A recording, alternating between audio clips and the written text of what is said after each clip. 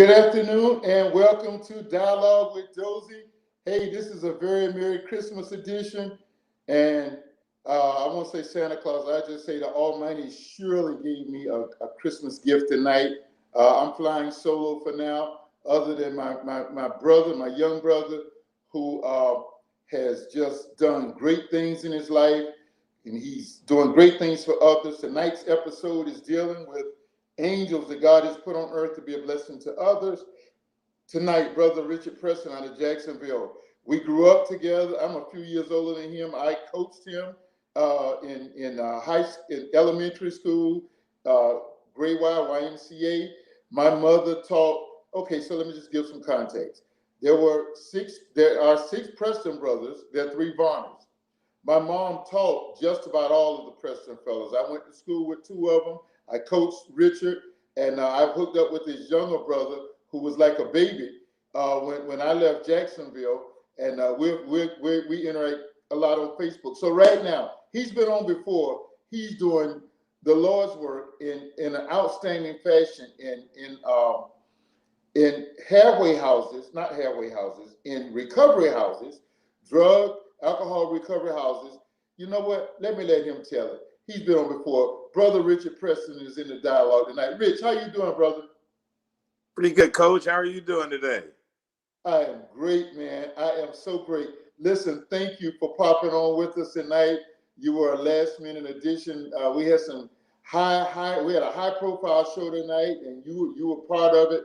And others just had. One of our guests, Jeanne, is dealing with TED Talk. She's done a TED Talk, and so that's got her detained tonight.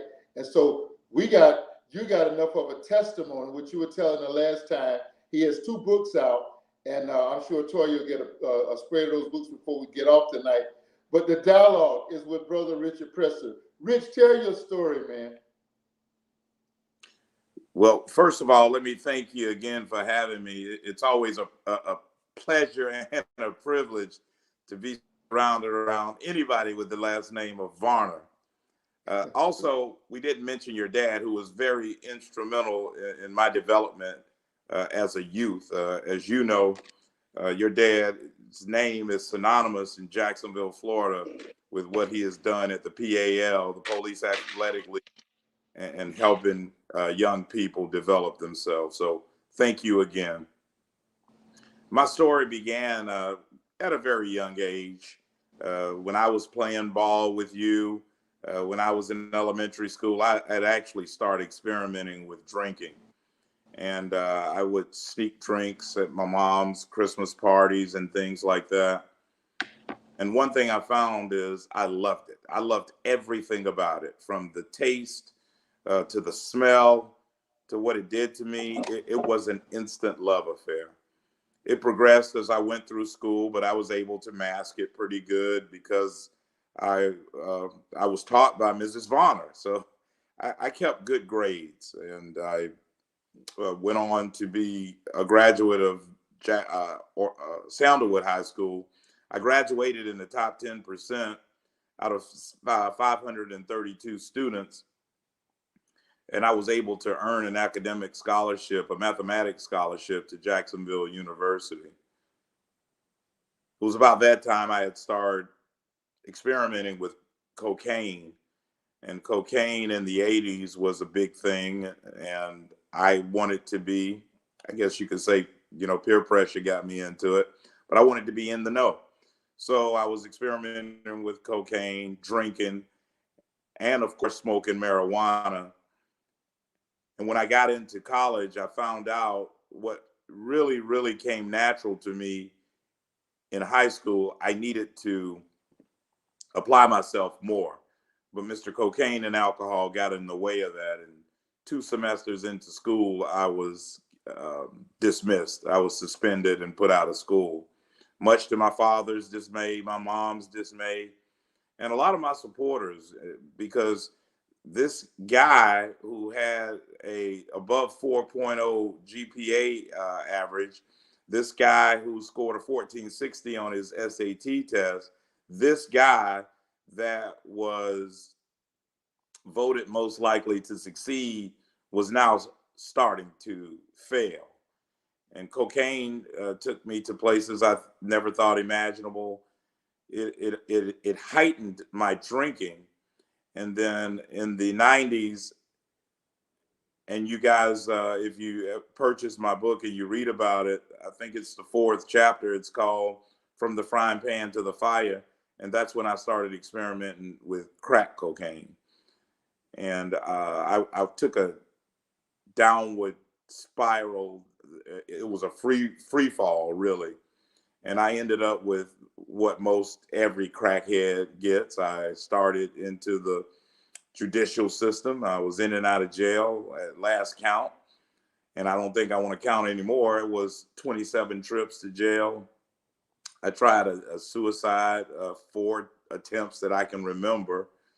And I lost everything, including things monetarily, material things, but most of all, my self-respect, my dignity, and of course, my integrity. So the 90s, I tell people to this day, Coach, it truly is a blur. There's television shows that if they're in the 90s, I don't really know them. There's music, and I love music. I don't really know the 90s music because I was spent in a whirlwind of crack cocaine. Abandoned buildings, homeless shelters, living in the woods. Once again, you name it, it happened to me. And then in 2006 was my turnaround. Coach, Toya, I always knew that I could see myself one day not smoking crack cocaine. You wake up one day and I'm like, I'm a crackhead. Call it what you want, but I'm a crackhead.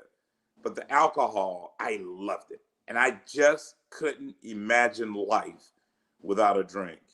But in 2006, January 27th, to be precise, I went to jail from my mom's house, right around the corner from where we were raised, Dozell, 1850 West 24. Yeah. And it was the first time ever my mom said, yeah, y'all just take him. Get him away from here. I don't know who he is. He doesn't deserve our last name anymore. And that's when the epiphany began. And I said, I really need to do something about this. I really need to give it my all. And that was my turnaround. And I went into, I met the judge that morning was a very nice judge. And my brother JP, James Preston, who you know, I think y'all went to Sandalwood together, was in the courtroom. And he was begging for the judge to lock me up and throw away the key. And I was begging for just the opposite. And it was on that day the judge gave me that opportunity to check myself into rehab. He said, you do it. I'm not going to mandate you. I'm going to mandate you do it, but you're going to do it. So the next few days I was looking for a place, still drinking and doing my thing. But on January 31st, 2006, I took the 52 Beaches bus down to the Salvation Army on Beach Boulevard. I got off the bus, I went into Food Lion and stole a drink. It was a Steel Reserve High Gravity 211, cheap malt liquor. I downed that. And although I wanted it to be, little did I know, but I'm sure in God's all omniscience knew that that would be my last drink. And I checked into the treatment facility, and I went in with the mindset, Coach, some of the things you taught me as a kid. I said, I want to start in this game of what I'm about to engage in. And not only do I want to start, I want to be the Michael Jordan of recovery. So I went in and I took all suggestions. I went above and beyond. I did not do the bare minimum. I took it to the max, just like I did when I was doing drugs and alcohol. I took them to the max. So to save my life, I said, I'm going to take it to the max. So I put the extra effort in, and I started to get a return on my investment. And when I started seeing those good returns, and I'm not talking about materialistic things or monetarily, I started gaining some trust back of people, a little bit of integrity. I was beginning to be trustworthy, considerate. the love of loving people started to materialize. And I could see all these characteristics that I was naturally born with and raised with starting to reemerge. And I kind of got addicted to that. And I'll never forget the first time I was honest about something. And somebody told me, the reason I'm doing this for you is because you told me the truth. And it was just mind blowing. It was a game changer, by the way. And so I went on and gave a year and 3 months of my life to treatment facility and to God. I got saved on March 2006. I gave my life to Christ, started studying his word, started a routine every morning of scripture, prayer, devotion, and a journal. I've journaled every day for the past 16 years. And I went on and back into the business world and did well. And then on October of 2016, and really it was a year before that, I told my wife I'm going to write a book. So I started writing my memoirs and putting them together. And in October of 2016, my book was published. All the while, I told her, I know God has given me this testimony, and I was doing retail at the time, and I was doing very well. It was 6 figures. But I still wasn't as happy as I thought I could be. And I told my wife, I think I'd like to give back what was so freely given to me. And she said, what does that mean? I said, I think I'm going to resign from my job, and I'm going to open up sober living homes and help people stay sober. Because the problem with a lot of people in recovery, a lot of recovering addicts, it's not getting sober, it's staying sober. Because that was my issue. I'd been in and out of rehabs. In my book, I call it the rehab roller coaster. And I was doing it all for the wrong reasons. I was trying to save a job, trying to save a relationship, wanting my daughter to speak to me. So I played this game that I was seeking treatment. But what I've come to find, Coach, is recovery, there's a right way and a wrong way to do it. And it all begins with change. It has appropriate starting point, followed by interconnected activities that flow in a logical sequence. When I was attempting this thing, doing all those unsuccessful times at treatment, I wasn't following that basic formula. It was almost in reverse, but it wasn't until I got everything flowing in that logical sequence did my life turn around. So today, I started with a recovery house, and you said halfway house. Some people call them recovery house, halfway house. Doesn't matter what you call them. The important thing is the work that's being done on the inside of them. I call mine a sober living home, sober living environment. And we began and we opened up in 2017 in Mandarin section of Jacksonville. The one thing I wanted to do, Coach, was I didn't want to set up shop in distressed neighborhoods or underserved neighborhoods because most of us know there's a lot of drug activity and gang activity and things of that nature. Now, we're also not naive enough to know that you can get drugs anywhere you want. But I wanted to give the guys a fighting chance and to build their self-esteem by living in HOA neighborhoods with strict rules on how the grounds need to be kept. We have a strict good neighbor policy. If you were to pass by my sober living homes, you would never know they were one. And then we were blessed by a doctor at our church who had a house that she wanted to lease out. That was my second house. And then now we have a third house in Orange Park. So God has just been in the blessing business, bless people. And here we are today. We have 3 sober living homes. We just finished our annual Christmas extravaganza that ended yesterday. That took place yesterday. And the thing I try to do, Coach, is lead by example. I'm at devotion at one of the houses every morning at 6 o'clock with the guys. I go to meetings with the guys because although I know God has taken the taste of alcohol and drugs away from me, I'm not fooled by the enemy to make me think that I could drink successfully or do drugs successfully. So it's important that I stay close to what got me into position today to help others.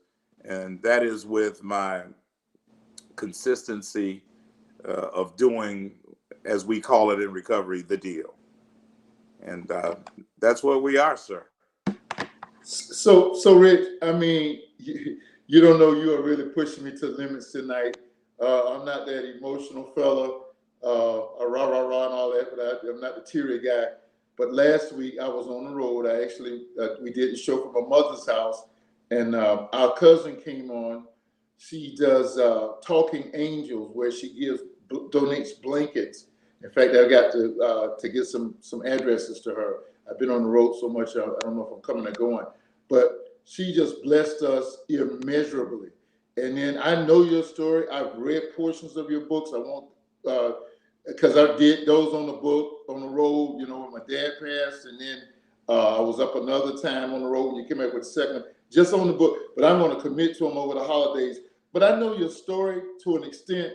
But what's killing me, man, is you're telling me you're getting up at 6 o'clock. You are like pouring into those men. It's all male, correct? Your homes are all male homes. Okay, have we lost him? Okay, I think his homes are all male homes, and it's just that he's getting up at 6 o'clock in the morning and going over and doing devotions. We're having audio. Yeah, okay. If you'd have seen me off camera, I'm like, when he said, I'm just like swinging, like, wow, how powerful that is. That he, it's far more than just, which we know is spiritual in nature, overcoming these addictions, but going to every spiritual length to whip the enemy and to give these. Your homes consist of all males, correct, Richard?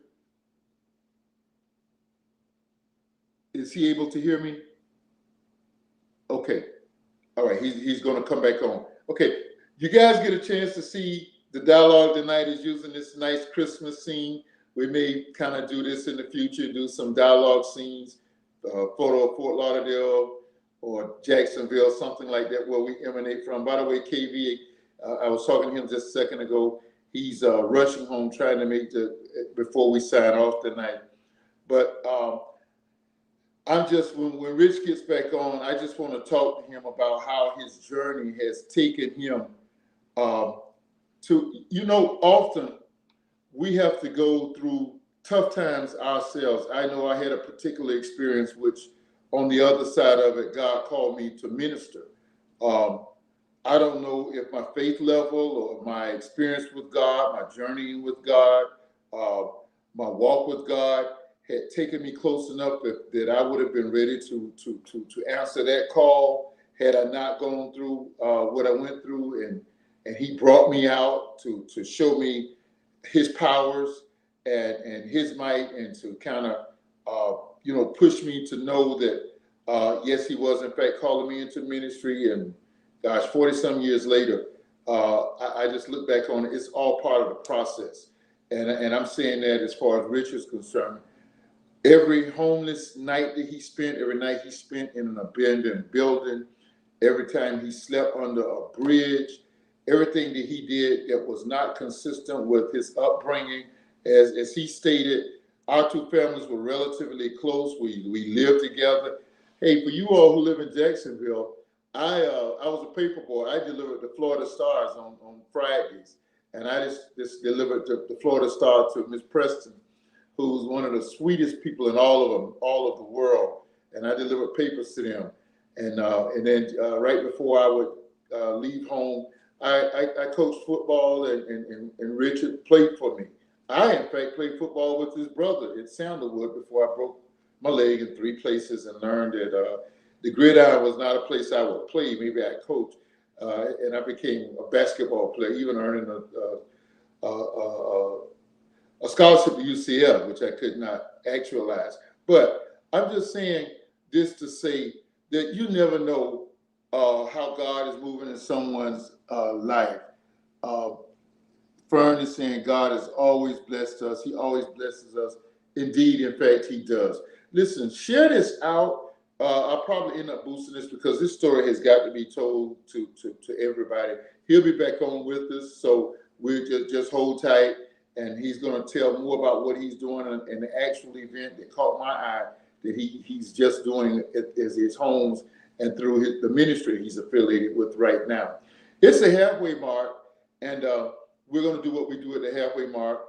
We're going to give thanks to our producing team, GoGigaCreations.com, GoGigaCreations.com. I know Toya and they're probably embarrassed by what I say, but you see the beautiful work that they do. They do this show. They do our church services, all of our platforms, and I just want you to know that any virtual need that you have, whether it be a web building or a virtual production. They have done virtual production since this pandemic started. They've done National Chambers of Commerce's.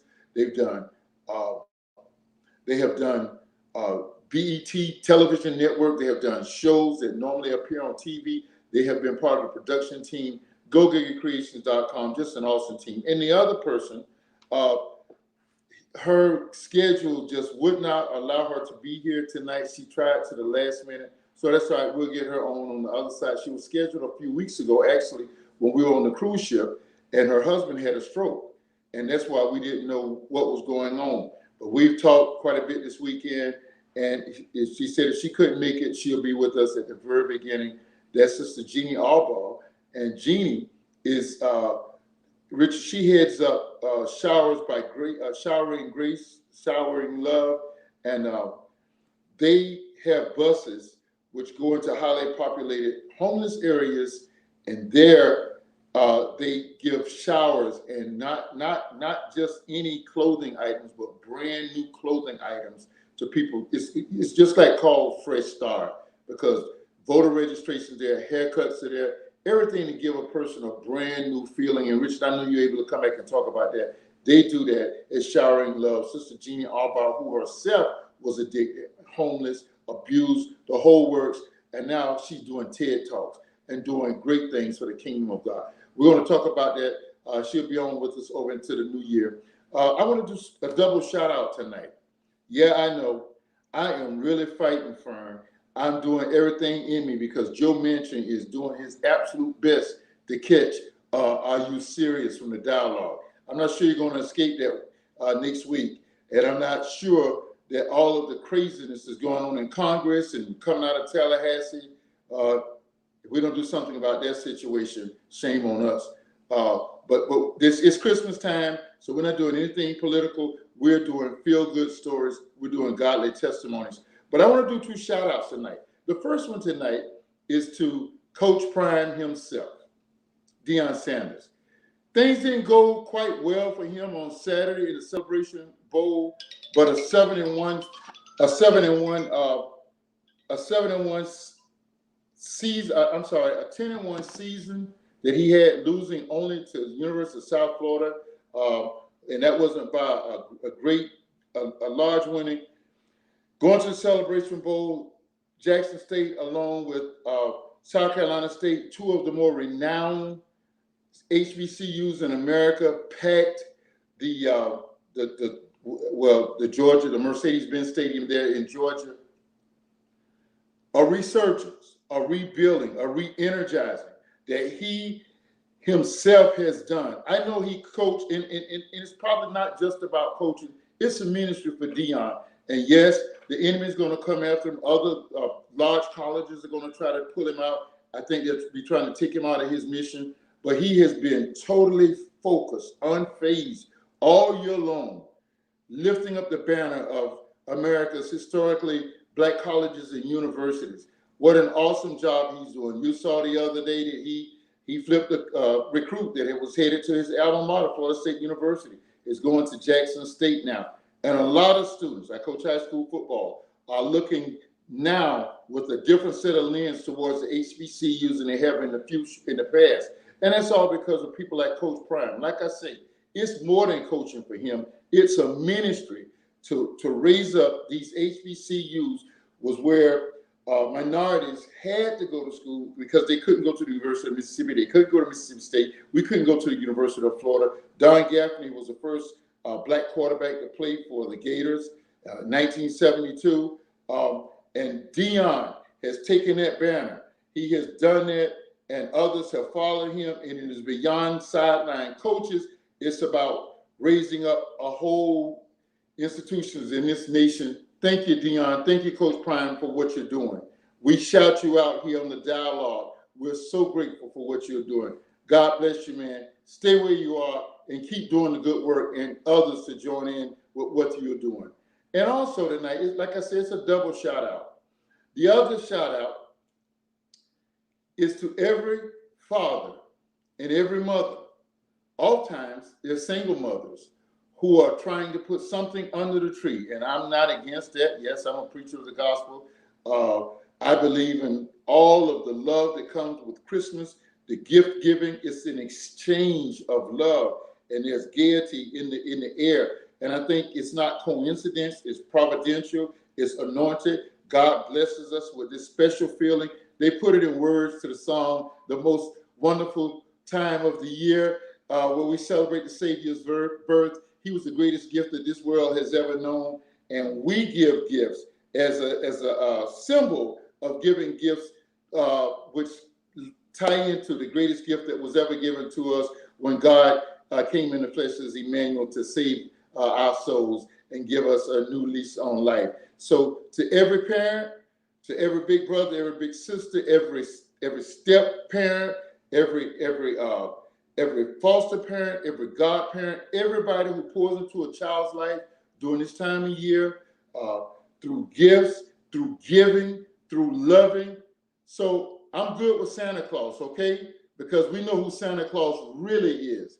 It's that person who makes that all possible. So thank you. We shout you out for supporting our young people. The dialogue continues. Brother Richard, you're back with us. Listen, man, I was just saying how, I know they're killing me. They are really trying to get me to, over in January, I won't be able to hold back. There's some dang dogs and some, are you serious, waiting for all the shenanigans that's going on in politics and so forth. Joe Manchin is really trying to catch one. But right now, I was just talking about how it's providential that we go through to go to. And yours was a calling. You know, I know at your birth, I know your parents, I know they offered all of you guys up to the Lord and spoke salvation into your lives, even when we didn't know it. Same thing with us, and we've done with our children. And it just so happened, God used you to go through a tough season to take you through a season of rescuing many other lives. And just tell us a little bit about how you know that to be a calling and not just something that happened to you. You know, stars, in abandoned buildings. I would always say, "Why me, Lord?" And it went further than that. I would cuss God. I was, if you're almighty, if you're all omnipotent, all omniscient, and I am one of God's creatures, why? But what you don't understand, and what I try to tell my guys is, he was carrying me that whole time. It wasn't that he had forsaken me or forgotten me. He was walking me through and testing faith. So I used to always wonder why. And then as this boat started to right itself and things started to change for the better, and I started to get into my word, it made more sense to me.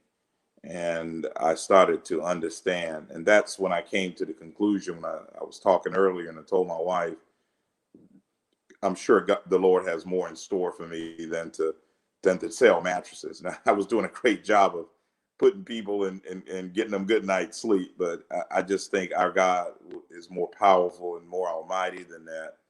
And I said, I need to be, as Peter in the Bible, I need to be a fisher of men. And that's when it finally hit me about this testimony thing and how I could use it to save others, Coach. Tell us, if you will, tell us how um, your you refer to them as recovery houses, or what was that name you used? Sober living homes. Sober living homes. Such a unique label. Tell us how you're not only blessing it's all males that you deal with, correct? All males. Tell us how you're not only turning around, helping to turn around. God is using you as an instrument to bless these males, but how it's blessing their families. Tell us some of the things that the families are doing and their testimonies and appreciation as they express it to you of what you've done to help their lives through their husbands or their spouse, their friend, boyfriend, whatever, son, brother, whatever There's our God at work again, because during this small interruption here, I got a message through Messenger, and it was from a grandmother of one of the guys in my program, and it was a thank you, and it was heartfelt, and it was, we know that there's a part that my grandson has to play in this, Mr. Preston, but you've just been an overwhelming example of how this recovery should look. But, you know, Coach, my first contact when someone wants to enter into our sober living environment is typically with a mom, a dad, a grandmother, a wife, or better half. More so often, it's a mom. The one thing I've learned in doing this is there's no greater love than a mom and her son. Now, I know there's a great love between mom and daughter, but this son thing is on a different level. And as I got to know as I talked to these people, I found out they had one thing in common. They were miserable. And I heard one mom put it best. It's a different type of misery. Hmm. And so as I talked to them at first contact, we began a relationship right there, because you and I both know nobody cares what you know until they know that you care. So we get to talk and we bond right there, and we're building this collaborative relationship. And I always tell them, if I have a willing participant, I guarantee you I'll give you 100% of myself. And as we develop through the program, and I watch not only the guy, I get to see him pretty much every day, but I only see those parents maybe once a month or every couple of weeks. And you'll see the stress lift off of them. You'll see their faces begin to get full again. You'll see smiles and laughter. And so it's a twofold excitement and joy that I get out of this. I get to see their loved one develop, but I also get to see them develop back into the people that they are. Because once again, we had a young man who was in our program, left, and within a month, he overdosed and died. And we had his wife, who happened to be carrying his unborn son in her belly at the time. She came and spoke, and she put it as eloquently as I've ever heard it, and it was really quite simple. She said, it was like I was doing drugs too when he was doing the drugs. And of course, we all know that the technical term for that, the proper term is codependency. And, she's, chasing him down at 2 or 3 in the morning. She's giving him money. She's taking him places. And she's just addicted as he was. So I also recommend, Coach, to my parents to enroll in what we call Naranon. It's just like an AA meeting or an NA meeting, but it's for the parents or the loved ones of the addicted. And it teaches them, first of all, the 3 C's, we call it. You didn't cause this, you can't cure it, and you can't control it. What I need you to do is live your life, be happy, support them from afar, support them with love and prayers, but there's really nothing you can do about this until this person comes to the saving knowledge of Jesus Christ and that they're ready to turn their life around. Rich, speaking of siblings or parents or grandparents, what would Miss Mary Preston and Mr. Your dad's name was Richard Preston, was Joe? What was your dad's name? Dang. Your dad. It's funny. James, I right? tell people, if my dad was living, how we would do so well. Oh, okay. I think I remember JP and I both were juniors, so I was the son of Dozell and he was son your dad. So what would Brother James and your sweet soul of a mother, Miss Mary, what would they say if they saw the lives that the Lord is allowing you to touch now today, Rich? We're working with them through these difficulties. I just want to go back and talk about how God and just examine your life. And I'm talking to our audience, and I'm not affected by low numbers on now because this program just might get boosted. And it'll be seen later in the week by others beginning tomorrow. I just want our viewers to look back over your lives and just see how God orchestrated it to get you where you are so that he could maximize what he put in you, that it could touch others to be a blessing, such as Brother Richard Preston's is now. I mean, it's just amazing how we call it, he sweeps our mess into his collective will, and he gets the best out of us.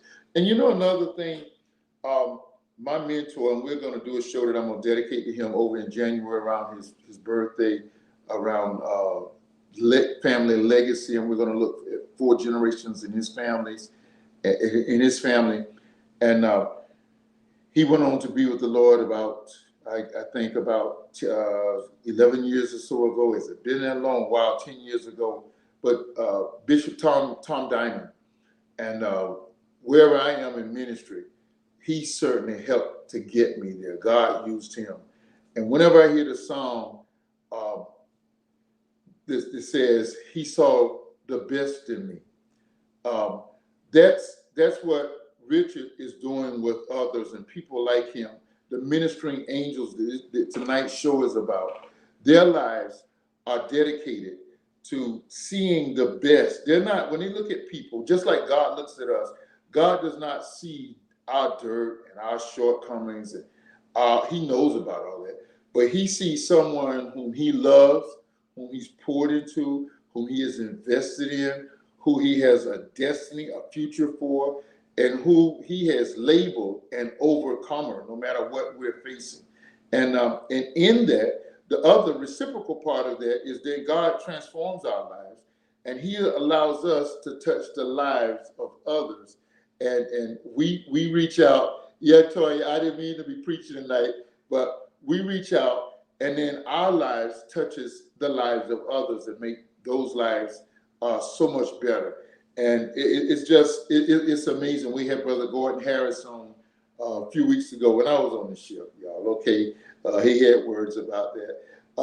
Brother Gordon Harris had a heart transplant, and when I left Illinois, he was as strong as a bull, strapping young brother, a couple years older than I am, and God used that, and He's touching far more lives, and He was always outgoing and far-reaching, but He's touching even more lives now to hear his testimony about transplant or organ donation and helping to help others' lives, the lives of others.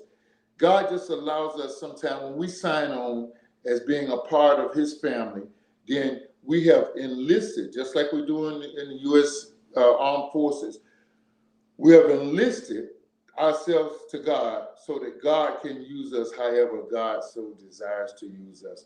And in the life of Richard and Jeanne, who will be on in a later date, they touch the lives of so many. Now, I want to kind of talk about, I wanted to spread Christmas cheer, and hopefully Richard will come back on and talk about his event. That's what led us to bring him into tonight's dialogue. The Salvation Army is doing a mega event tonight. I really, really, really wanted to get them on. They're doing an awesome event tonight where they are giving out millions of toys at one of their locations right here in Broward County. So we'll get them on later. But it's Christmas, we're cheer. So, you know, Kim and I and Anthony, my brother, our middle brother, we were raised at a boys' home. My dad was a superintendent at the boys' home, and we were raised there. And I lived there until I was 13 years old before we moved into our own house for the first time. And every year, there would be organizations that would come to the boys' home and just give toys and gifts to the young men that were I'll say matriculating at home. Some were delinquent, but many were dependent.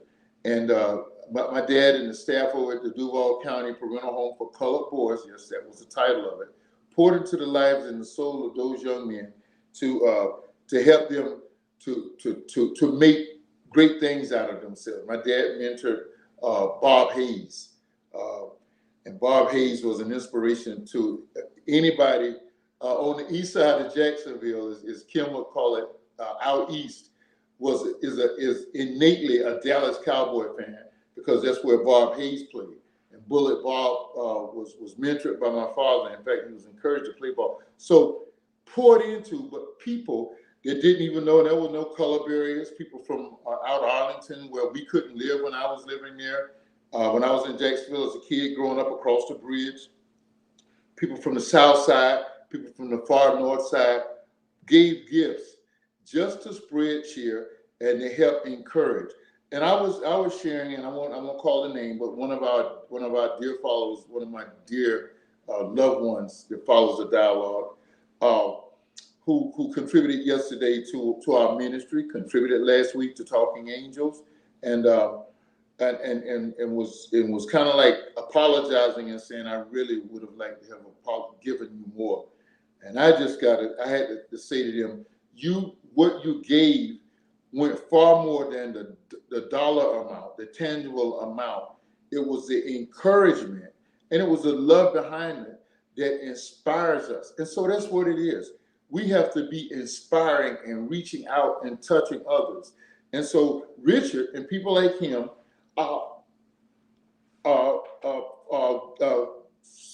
providing a service of transformation, trying to fight the ills of addiction to these men's lives. But it's more than helping them to overcome chemical dependencies. It is an encouragement factor. It is an factor. It's like Jesse Jackson saying, I am somebody. I used to tell my mentoring group that. We used to repeat it all the time. I am somebody. To tell somebody that they're special, that you love them, and that you have value, your life has value to them, that you don't know how encouraging that is. You heard Richard say that he attempted at least 4 times as he could remember to commit suicide. I remember him as you hear how articulate he is, how economically in tune he is. He is a bright young man, and he always was. He played quarterback for me in a wishbone offense, not the most uncomplicated offense to play in. And he's intelligent.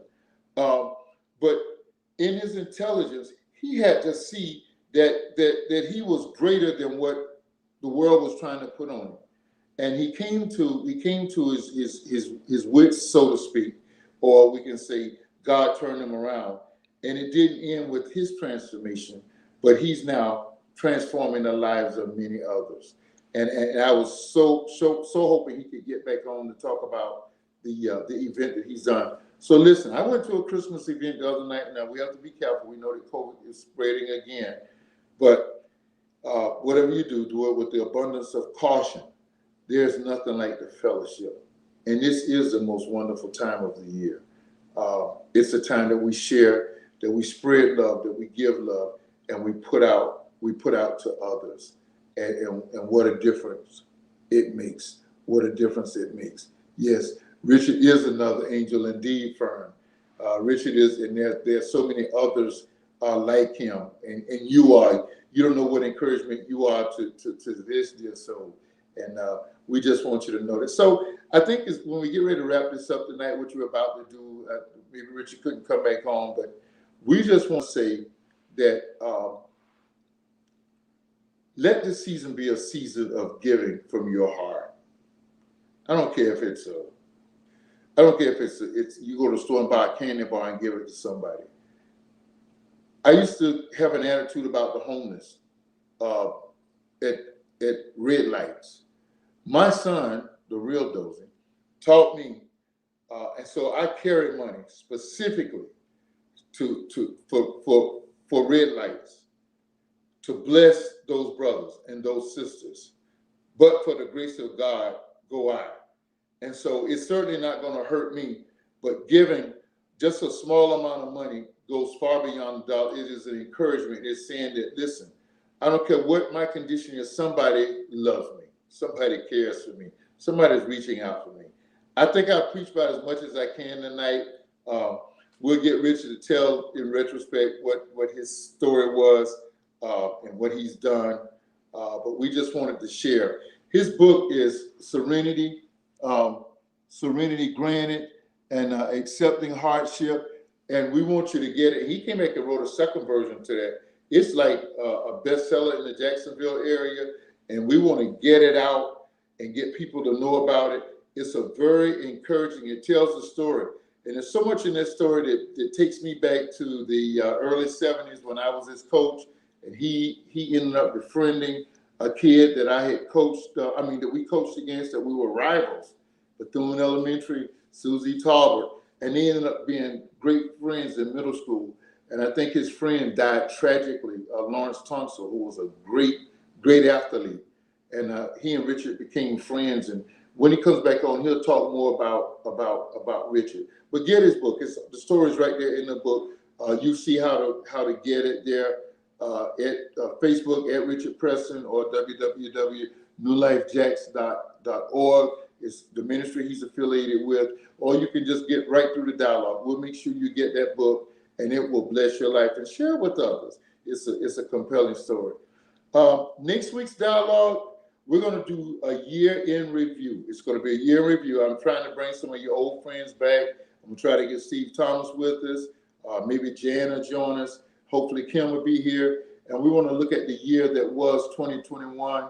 We're going to look at those who left us. And we're just going to look back as it'll be the week after Christmas, leading into the new year 2022. As you're preparing for 2022, we'll talk more about it next week. The dialogue sends our total love, peace, and we speak prosperity into your life, not just materially, but spiritually, emotionally, and physically. That's what we believe God to give to you. As I see it, I've already said it. God uses special people to do special things. We shouted out Dion Sanders. What a mark he has made. He has been as popular as anybody in this nation, helping with the resurgence of HBCUs.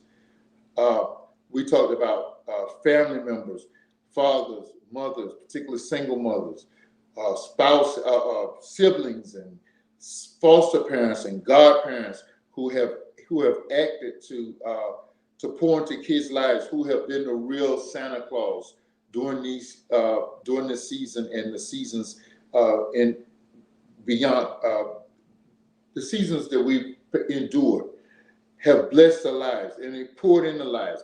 And it has been more than a toy that is broken within a week. It has been the fact that when we look back, somebody cared for me. Somebody, we used to sing the song, somebody prayed for me. They had me on their mind. They took the time and prayed for me. I'm so glad they prayed. I'm so glad they prayed. I'm so glad they prayed for me. Somebody looked out for me. And it makes every difference in their life. The Richard Prestons, the Jeanne Albaughs, the Kim Vonners, those who pour into the lives of others, who could be satisfied where they are and be comfortable and say, listen, I've been through, let me just kick back and enjoy life. But they are kicking it every day. They're doing fundraisers, they're breaking their necks, they're extending themselves to be a blessing to others, to help them to overcome those things that they have also overcome. That, my friend, those, my friends, are talking and ministering angels. There's a special place in them, for them in the kingdom of God. Dialogue with Those will be back with you next Monday night. We're going to look back at the year that was 2021. We hope to have a great cast with us. We'll be talking about that. We'll start promoting this show at the end of this week, and we want you to be here, share it out, tag, and tell others about it. The year that was. We're still not going to get into a whole lot of commentary. We just want to just recap the year that was. When we go in 2021, the gloves are coming off. Some of the foolishness is going on is not going to go unnoticed by the dialogue. Listen, we thank each of you who take time out every Monday night. We've been doing this show now exactly a year and a half. We continued it because you said so. Our numbers are down, and that's with everybody, because when the world opened back up, people start doing other things. But you told us to keep going, and that's just what we're doing. The dialogue will be here every Monday night. We did it from the high seas a few weeks ago. Wherever we are, the dialogue is going to come on Monday nights and be a blessing to humanity. We thank you. We want to wish everybody a very, very, very, very Merry Christmas. Listen, you see, green, red, green. I used to be Coach of Claus when I was coaching in the school system in elementary school. So I'm Dozier Claus tonight. We wish you the most merriest of Christmas and the most happiest of New Year's. We love you. God bless you. Enjoy your family. Bob Thomas, we love you, brother. Fern, we love you. We love you all. Phyllis, we love you. Tasha, we love you. Dialogue with Dozie. Merry Christmas, y'all.